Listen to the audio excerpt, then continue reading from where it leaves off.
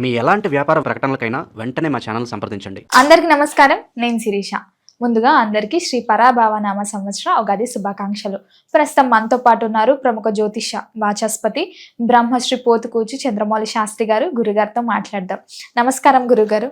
ఓం శ్రీమాత్రే నమః. గురుగారు, ముందుగా మీకు ఉగాది శుభాకాంక్షలు అండి. మీకు వీక్షిస్తున్నటువంటి ప్రేక్షకులందరికీ కూడా శ్రీ పరాభవనామ సంవత్సర శుభాకాంక్షలు. గురుగారు, ఉగాది అనగానే మన తెలుగింటి వారందరూ గుర్తుకొచ్చేది జాతకాలు. ఈ సంవత్సరం మాకు ఎలా ఉండబోతుంది, ఎలాంటి జాగ్రత్తలు తీసుకోవాలి, ఆర్థిక పరంగా ఎలా ఉంటుంది, ముఖ్యంగా ఆరోగ్య పరంగా కూడా ఎలా ఉంటుందని. సో ముఖ్యంగా చూసుకుంటే మరి ద్వాదశ రాశిలో అయిన కన్యా రాశి వారికి ఈ నవగ్రహాల ప్రభావం ఈ సంవత్సరంలో ఎలా ఉంటుందంటారు? ఓవరాల్గా ఎలాంటి జాగ్రత్తలు తీసుకుంటే ఇయర్ అంతా బాగుంటుందంటారు? ఓం నమో నారాయణాయ నమః. ఓం శ్రీం మహాలక్ష్మీదేవ్యే నమః. కన్యారాశి వారు ఎక్కువగా ఊహల్లో విహరిస్తూ వాళ్ళకి అనుకున్నది, మనసుకు అనుకున్నటువంటి సంకల్పం నెరవేరకపోయినా, సరైనటువంటి కంఫర్ట్నెస్ అంటే సౌకర్యం లేకపోయినా గొడవలు పెట్టుకునే స్వభావం ఉంటుంది కన్యారాశి వారికి. అంటే వాళ్ళు అనుకున్నది జరగాలంతే. సరే, మా గ్రహస్థితులతో పని లేదు. జరగకపోతే మటుకు డిషమే. అంతటి వాక్ చాతుర్యత ఉంటుంది వీళ్ళల్లో. అందుకనే ఏదైనా బిజినెస్లు చేసేటటువంటి వాళ్ళకి అమ్మకానికి దగ్గర వీళ్ళని నుంచోబెడితే ఏ వస్తువునైనా సరే అవలీలగా అమ్మేసి డబ్బుని క్యాషింగ్ చేసేసుకుంటారు. మొత్తం వస్తువుని అమ్మేసేసి. అంతటి చక్కటి ప్రణాళికాబద్ధమైనటువంటి సిస్టమ్ నడుస్తోంది వాళ్ళకి. ప్రణాళిక ఉంటుంది. సరే, లాభ నష్టాల తర్వాత విషయం. ముఖ్యంగా ఈ కన్యారాశి వారికి సంబంధించి ఆ రాశిలో ఏ నక్షత్రాలు ఉంటాయి అని మనం అనుకున్నట్లయితే కనుక, ఉత్తర ఫల్గుని నక్షత్రము 2, 3, 4 పాదాలు, హస్తా నక్షత్రము 1, 2, 3, 4 పాదాలు, చిత్తా నక్షత్రము 1, 2వ పాదము. ఈ యొక్క నక్షత్రాల యొక్క సముదాయమే కన్యారాశి. అంటే రవి, చంద్ర, కుజ 3 మిత్రగ్రహాలు కలిసి ఈ యొక్క కన్యారాశిలో ఉండి అటు సంతానపరమైనటువంటి ప్రణాళికాబద్ధమైనటువంటి ఆలోచనాపరమైనటువంటి విషయాల యందు, అట్లాగే గవర్నమెంట్కి సంబంధించినటువంటి ఉద్యోగాదులకు సంబంధించి, లేకపోతే భూములు, స్థలాలు, వాటికి సంబంధించిన కొనుగోళ్ళు, అమ్మకాలకి సంబంధించి, అట్లాగే ఆరోగ్యపరమైనటువంటి కొన్ని అనారోగ్య సమస్యల గురించి, ముఖ్యంగా ఈ స్థానమే ఉద్యోగ సేవకా స్థానం అమ్మ.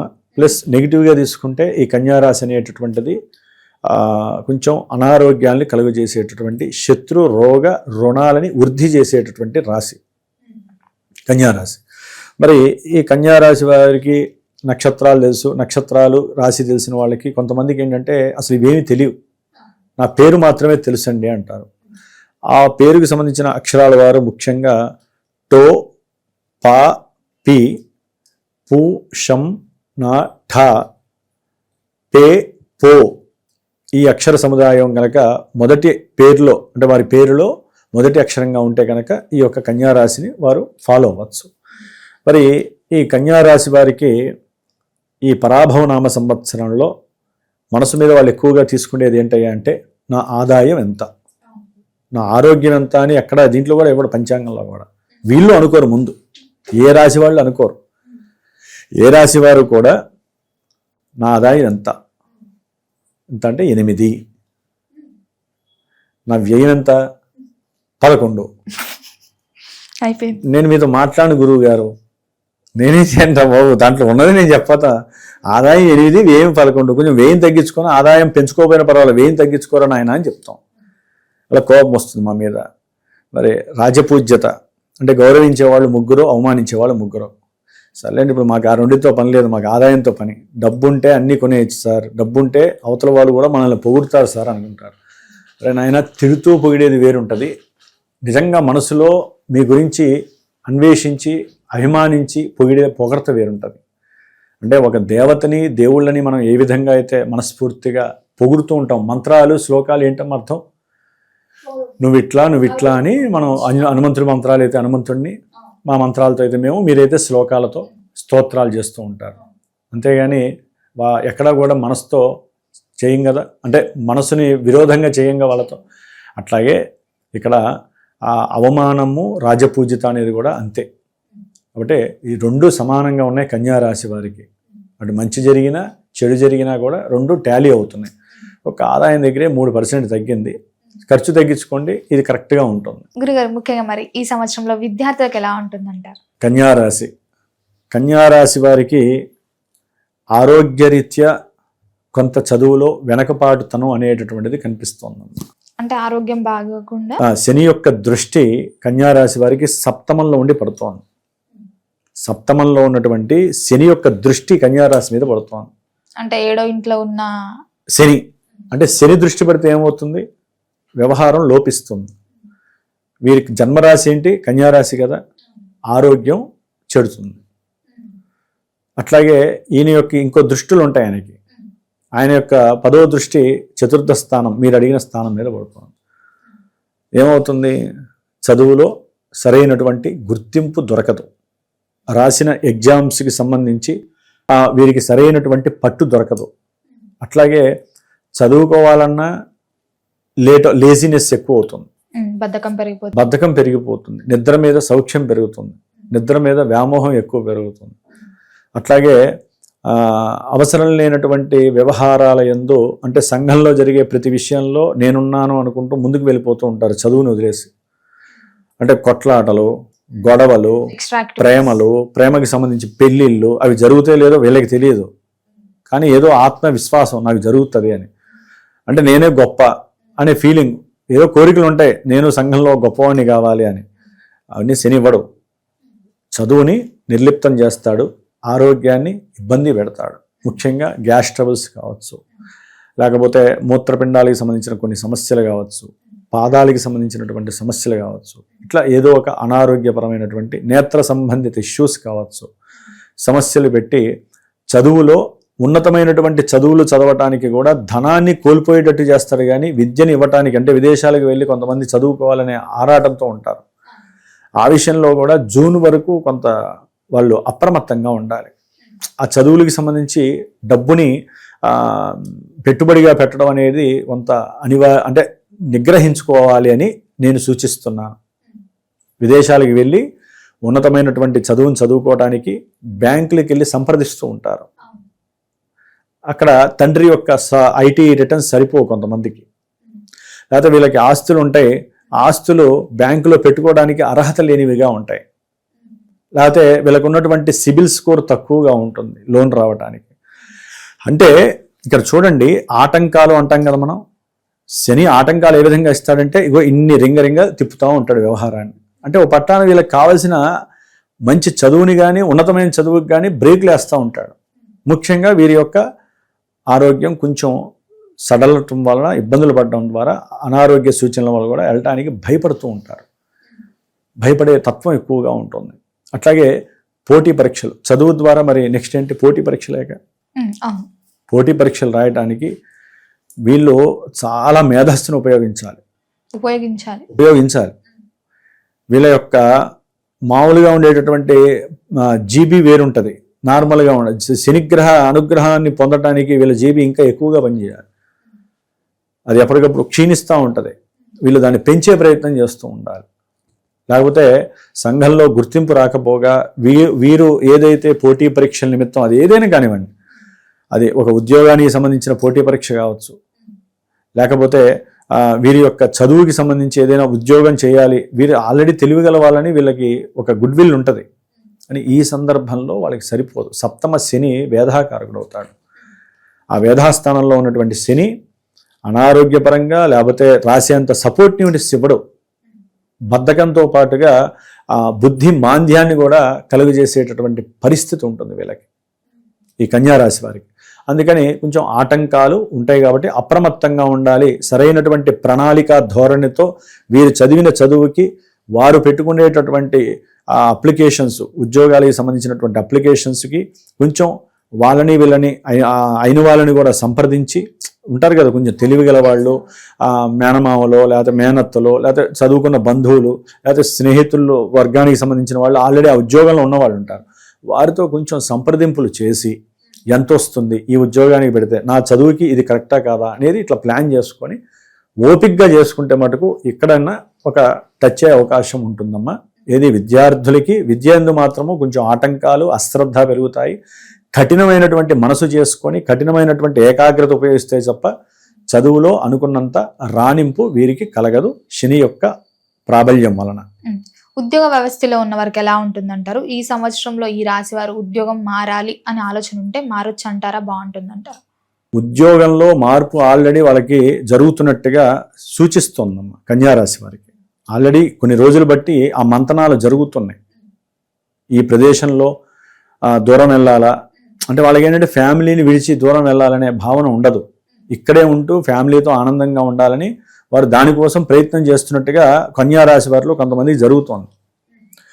ఆ ఉద్యోగంలో కూడా ఉన్నట్టుండి వాళ్ళలో ఆలోచనలు ఎట్లా మారుతున్నాయంటే వాళ్ళకున్న ఆలోచన ద్వారా కొత్త ఏదైనా బిజినెస్ పెట్టాలా, పెట్టుబడి పెట్టాలి, బ్యాంక్ నుంచి రుణం తీసుకోవాలి అంటే ఉద్యోగం చేస్తూ వీరికి వచ్చే ఆలోచనలు చెప్తున్నాను నేను. అట్లా కూడా ఆలోచిస్తూ ఇవన్నీ ఇప్పుడు రావట్లేదు, జాతకంలో వాళ్ళకి టచ్ అవుతూ ఉంటాయి. ఇవన్నీ టచ్ అయినప్పుడు ఇక్కడ ఆ గ్రహం చూపిస్తూ ఉంటుంది. ఇదంతా ఇంటర్లింక్ జరుగుతూ ఉంటుందమ్మా. ఒక ఇంటర్నెట్ పైనుంచి వస్తేనే కదా ఒక ఫోన్ నుంచి ఇంకో ఫోన్కి వచ్చేది మనకి ఫోను. అట్లాగే జాతకంలో ఉన్నటువంటి ఈవెంట్ వైజ్ ఏదైతే జరుగుతూ ఉంటుందో మరి వీళ్ళకి ఎట్లా తెలియాలి? మనకి లోపల ఉన్న రోగం లోపల ఉంటేనే కదా బయటికి ఏదన్నా జలుబు రూపంలోనో లేకపోతే మోకాలు నొప్పి వస్తుంది ఊరికి అదే పనిగా వస్తుంటే లోపల ఏదో అరిగిపోతానో లేకపోతే గుజ్జిపోతానే కదా వచ్చేది. అంటే ఆ నొప్పి అనేటటువంటిది మనకి లోపల ఉన్న రోగాన్ని తెలియజేస్తుంది. అప్పుడే కదా మనం వెళ్ళి ఏదైనా చేసుకునేది. అట్లాగే మన జాతకంలో ఏదైనా సరే ఈవెంట్ వైజు ఈ విధంగా జరగబోతోంది అనుకున్నప్పుడు మనకి ప్రత్యక్షంగా ఇప్పుడు గోచారంలో చూపిస్తూ ఉంటుంది ఫలానా గ్రహం. ఆ గ్రహాన్ని మనం పట్టుకోవాలి. అప్పుడు జన్మజాతకం దగ్గరికి వెళ్ళాలి. దశలు అంతర్దశలు చూస్తే గోచారంలో అవి ఏం చూపిస్తున్నాయో తెలుస్తుంది. అప్పుడు మనం వివాహం చేసుకునే కొంతమంది అంటారు వివాహ బలం ఉందా లేకపోతే ఉద్యోగం వచ్చే అసలు అవకాశం ఉందా?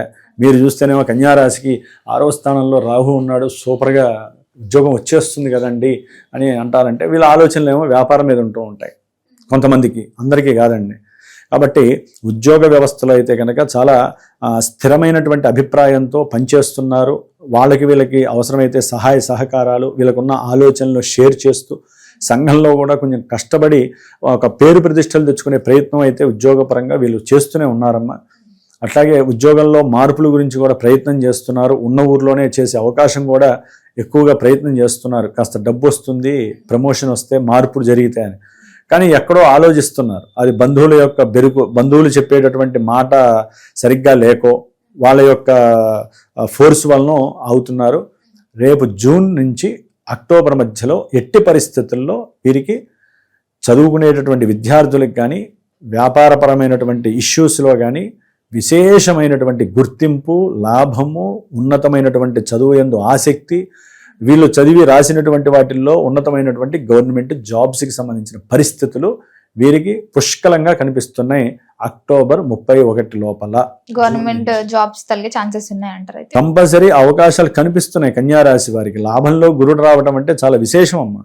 దానివల్ల వీళ్ళు ఆకస్మికంగా మూమెంట్స్ అన్ని ఫాలో అయిపోతూ ఉంటాయి వీళ్ళకి. అంటే ముఖ్యంగా వ్యాపారం మీద ఎక్కువగా వీళ్ళు శ్రద్ధ పెట్టడానికి అవకాశం ఉంటుంది. అది రియల్ ఎస్టేట్ వ్యాపారం కావచ్చు, ముఖ్యంగా దాని మీద ఎక్కువ ఉంటుంది. లేకపోతే జల పదార్థం మిల్కీ ప్రోడక్ట్స్ ఉంటాయి వాటి పరంగా కావచ్చు, లేకపోతే కంప్యూటర్ సాఫ్ట్వేర్ రంగానికి సంబంధించింది కావచ్చు, లేకపోతే వెహికల్స్, లేకపోతే మనకి ట్రావెలింగ్ బిజినెస్ ఉంటూ ఉంటుంది. ఆ ఊర్లు ఈ ఊర్లు తిరిగేటటువంటి ఉంటాయి చూసారు దూర ప్రదేశాలకి, వాటికి సంబంధించినటువంటి బిజినెస్ కావచ్చు. కాబట్టి అన్ని విధాల కూడా అనుకూలత అక్టోబర్ వరకు ఉంది. అక్టోబరు తర్వాత మరి గురుడు మళ్ళీ 12వ రాశిలోకి వస్తాడు. అధిచారం అని చెప్పాం కదా, 3 రాశుల్లో మారుతున్నాడు. ఏమవుతుంది? కన్యారాశి వారికి సింహంలోకి మహానుభావుడు వస్తాడు. అప్పుడు వ్యాపారంలో పెట్టుబడులు పెట్టడానికి వెనకడుగు వెయ్యండి. తొందరపడి వ్యాపారంలో పెట్టుబడులు పెట్టకండి. రాజకీయ నాయకులతో కొంచెం చేసేటటువంటి వ్యాపార లావాదేవీల్లో జాగ్రత్తగా ఉండండి. లేకపోతే అది ఒక్కోసారి మీకున్నటువంటి ఆస్తుల్ని కూడా పోగొట్టుకోవాల్సిన పరిస్థితి ఉంటుంది. మీకున్నటువంటి ఆస్తుల వ్యవహారంలో కూడా వాళ్ళ యొక్క జోక్యం ఎక్కువగా ఉంటుంది. రాజకీయ నాయకులది కానీ వారి యొక్క వర్గానికి సంబంధించినటువంటి వారి ద్వారా కానీ మీరు దాని ఏమంటారు మీకున్నటువంటి ఆస్తులు కోల్పోయే అవకాశాలు ఉంటాయి. లేకపోతే తండ్రి గారి యొక్క ఆస్తులు ఉంటే వీరు వీరి అప్పులు తీర్చుకోవడానికి వ్యాపారంలో పెట్టినటువంటి పెట్టుబడులు అప్పులు పెరిగిపోతున్నాయని చెప్పి వారి యొక్క ఆస్తిని కూడా వీరు అమ్మే ప్రయత్నాలు చేస్తూ ఉంటారు. దాని ద్వారా ఏమవుతుందంటే తండ్రికి ఈయనకి కొంచెం గృహంలో సౌఖ్యత దెబ్బతింటుంది. చదువుకునే విద్యార్థులకి అక్టోబర్ తర్వాత కంపల్సరీ గురుగ్రహ పాశుపత అభిషేకం కానీ హోమం కానీ చేసుకోవాలి. దక్షిణామూర్తి శ్లోకాన్ని నిత్యము చదువుకోవాలి. లేకపోతే ఉన్నతమైనటువంటి చదువులకి వీరు వేసినటువంటి ప్రణాళిక అంతా కూడా భంగం కలగడానికి అవకాశం ఉంటుంది. తండ్రి గారి యొక్క అనారోగ్యము, తండ్రి గారికి ఉన్నటువంటి వ్యాపార ఇష్యూస్ అంటే లావాదేవీల్లో కాస్త నష్టాల వలన వీరికి చదువులో భంగం కలగటానికి అవకాశం ఉంది. తర్వాత డిసెంబర్ 5 తర్వాత ఎప్పుడైతే ఈ రాహు పంచమంలోకి మకర రాశిలోకి కేతువు కర్కాటకంలోకి వెళ్తారమ్మా. కన్యారాశి వారికి కేతువు కర్కాటకంలో వెళ్ళడం చాలా విశేషమైనటువంటి లాభాన్ని ఇస్తుంది. అట్లాగే వీరికి కొత్తగా ప్రేమ చిగురుస్తుంది. ప్రేమలో వైఫల్యం కూడా చెందుతారు కన్యారాశి వారు. ఎప్పుడైతే రాహు అనేవాడు పంచమంలోకి వస్తాడో ప్రేమ వైఫల్యాలు కలుగుతాయి. పెళ్లి చేసుకుందామని సంభాషిస్తూ ఉంటారు. సరే మధ్యలో అంతకుముందు ఈ మధ్యలోనే బంధువర్గం వారి నుంచి కొంచెం వీరికి క్రాష్ అయ్యే అవకాశం ఉంటుంది. ఇప్పుడు ఆ ప్రేమ భంగం కలిగించేటటువంటి పరిస్థితులు కూడా కలుగుతాయి. అక్కడ దాకా వెళ్తారు కానీ జరగదు, అవకాశం జరగదు, రాహు జరగనివ్వడు. అట్లాగే షేర్స్ కానీ స్పెక్యులేషన్స్ కానీ లేకపోతే ఏదైనా జోదం కానీ పంద్యాలు కానీ వీటి ద్వారా ఏదైనా సంపాదించి వ్యాపారంలో లాభం పొందుదాం అనుకుంటారు. కానీ అక్టోబర్ తర్వాత నవంబర్ తర్వాత అది వెసులుబాటులోకి రాదు. గురుబలం లేకుండా అది జరగదు. కాబట్టి కొంచెం అక్కడ జాగ్రత్త పడాలి. లేకపోతే ఉన్న ఆస్తులు కూడా అమ్ముకునే ప్రయత్నం చేస్తుంది. వాళ్ళకి కాలేజీలు ఉన్నా లేకపోతే ట్యూషన్స్ ఉన్నా దానికి సంబంధించిన గృహాలు ఉన్నా కూడా మాతృవర్గం తరపున ఉన్నటువంటి ఆస్తులు కూడా అమ్మేసేసి వాటికి డబ్బులు కట్టేటటువంటి పరిస్థితి కన్యారాశి వారికి కలుగుతుంది. అంటే గ్రహాలు మారినప్పుడు ముఖ్యంగా సంతానపరంగా వీరికి జూన్ నుంచి అక్టోబర్ ఎండింగ్ వరకు కూడా అనుకూలమైనటువంటి పరిస్థితి. ఈ స్పెక్యులేషన్స్ కావచ్చు, సంతానం కావచ్చు, గృహయోగం కావచ్చు, వాహన యోగం కావచ్చు, విద్యాయోగం ఇవన్నీ కూడా ప్రథమార్థము ద్వితీయార్థము ఈ రెండింటి మధ్యలోనే కొనసాగుతుంది. జూన్ నుంచి నవంబర్ అంటే July, August, September, October, November 5 నెలల కాలం చాలా విశేషమైనటువంటి లాభాలని అన్ని విధాలా కలుగజేస్తోంది. ఏదైనా సరే మీరు టచ్ చేయగలిగితే జాతకాన్ని చూపించుకొని టచ్ చేసుకోండి. అంటే ఆ ఒక్క గ్రహమే కదా, గురుడు ఒక్కడే లాభిస్తున్నాడు కదా అనుకుంటే ఎట్లా? మిగతా గ్రహాలను కూడా చూసుకోవాలి కదా. మరి అవే వాళ్ళకి దశలు అంతర్దశలు గురువు కాకుండా ఇంకెవరన్నా నడుస్తున్నారు అనుకోండి, లేనిపోయిన సమస్యలు వీళ్ళు నెత్తి మీద పడతాయి. అందుకని సంతాన రీత్యా అవన్నీ మాత్రం డిసెంబర్ తర్వాత వీటికి కాస్త దూరంగా ఉండాల్సినటువంటి పరిస్థితి అయితే కలుగుతుంది. ఇక మిగతా మాసగ్రహాలు కుజగ్రహం మారినప్పుడల్లా ఏంటంటే కొన్ని సమస్యలు, రవిగ్రహం మారినప్పుడు ఉద్యోగంలో ఇబ్బందులు, కక్షలు, కార్పణ్యాలు, కోర్టు వ్యవహారాదులు ఇవన్నీ ఏంటంటే మిగతా గ్రహాల వలన కలుగుతాయమ్మా. కన్యారాశి వాళ్ళు భార్యాభర్తల మాధ్యము వాళ్ళిద్దరి మధ్య లేనిపోని యుగోసు అవన్నీ కూడా ఎక్కువగా ప్రబలుతాయి. ఒకరి మీద ఒకరికి ఇష్టము తగ్గుతుంది. కుటుంబం నుంచి దూరం అయిపోవాలి, ఇద్దరం కూడా విడిపోవాలి అనేటటువంటి ఆలోచన వీరికి శని ఎప్పుడైతే మే 17 తర్వాత నక్షత్రం మారుతాడో వాళ్ళ ఆలోచనలు బుర్రలు ఈ విధంగా కొనసాగుతాయి. కాబట్టి అక్కడ కొంచెం జాగ్రత్తగా ఉండాలి వీళ్ళు. శని యొక్క నక్షత్ర మార్పు వలన వీళ్ళకి వ్యాపారంలో లాభాలు కొంతవరకు తగ్గుతాయి, మందత్వం వస్తుంది, వ్యాపారాలన్నీ కూడా మందగొందిగా సాగుతాయి. అట్లాగే భార్యాభర్తల మధ్య లేకపోతే వీరి మధ్య ఎవరైతే బిజినెస్లో ఇద్దరు కలిసి పనిచే పార్ట్నర్స్ ఉంటారో వారి మధ్య అనుకోనటువంటి కొన్ని సమస్యలు పరమోచ్చేసి లాభాలు తగ్గిపోయి లేనిపోని సమస్యల్లో కోర్టు కేసుల్లో ఇరుక్కునేటటువంటి పరిస్థితులు కన్యారాశి వారికి కనిపిస్తున్నాయి. ఏదేమైనప్పటికీ జూన్ టు నవంబర్ అనేటటువంటిది అత్యద్భుతమైనటువంటి సమయము. ఆఫ్టర్ దట్ కేతువు అయితే అనుకూలంగా ఉన్నాడు, కానీ వీళ్ళు రాహుకి శనికి మాత్రం తప్పనిసరిగా గురువుకి ఈ జూన్ లోపల శాంతి చేసుకోవాలి. దానివల్ల మాత్రమే వీరు చాలా విషయాల్లో బయటపడడానికి అవకాశాలు ఉంటాయమ్మా. శాంతి చేసుకొని ముఖ్యంగా వీరు శనికి సంబంధించినటువంటి పాశుపత హోమం చేసుకోవటం ద్వారా చాలా విశేషమైనటువంటి లాభం కలుగుతుంది. మంచివాడు వీళ్ళకి ఉన్నంతలో కాస్త, కాబట్టి ఆయన బాలేదు కాబట్టి కొంచెం ఆయనకి శాంతి చేసుకోవటం వల్ల చాలా మంచి జరిగే అవకాశాలు వీరికి కలుగుతున్నాయి. గణపతి హోమం చేసుకోండి. డిసెంబర్ లోపల కేతువుకి జపం గణపతి హోమం చేసుకోవడం ద్వారా ఆర్థిక నష్టాలు కానీ, తండ్రి యొక్క వేరే ఇబ్బందులు అంటే తండ్రికి అనారోగ్య పరంగా హాస్పిటలైజేషన్స్ కానీ, లేకపోతే గవర్నమెంట్ ఉద్యోగస్తుల ద్వారా లేనిపోని సమస్యల్లో ఇరుక్కొని మీరు కోర్టు కేసుల్లో జైలుకి వెళ్ళటం కానీ ఇలాంటివన్నీ కూడా జరగకుండా ఉండాలంటే కేతువుకి చేయించుకోండి, శనికి చేయించుకోండి. జపము, దానము, హోమము కంపల్సరీ. గణపతి హోమంతో పాటుగా భార్యాభర్తలు అయితే కనుక దాంపత్య పాశుపత హోమం చేసుకుంటే చాలా విశేషమైనటువంటి ఫలితాలు కలుగుతాయి. మరి రైతులకు ఎలా ఉంటుంది అంటారండి? రైతులకి జూన్ టు అక్టోబరేనమ్మా చాలా మంచి విశేషమైనటువంటి సమయము. ఫస్ట్ హాఫ్ ఒకటి బాగుంది అంతే, ఎందుకంటే వీరికి కూడా గవర్నమెంట్ నుంచి ఏదో సహాయ సహకారాలు అందుతాయని చెప్పి ఎదురు చూస్తూ ఉంటారు వీళ్ళు. మేము పెట్టుబడి పెట్టాము, అప్పు తీసుకొచ్చి పెట్టుబడి పెట్టాము, కాస్త లాభం వస్తుంది, అవతల వాళ్ళు సహకరిస్తే అని చెప్పి ఎదురు చూస్తూ ఉంటారు.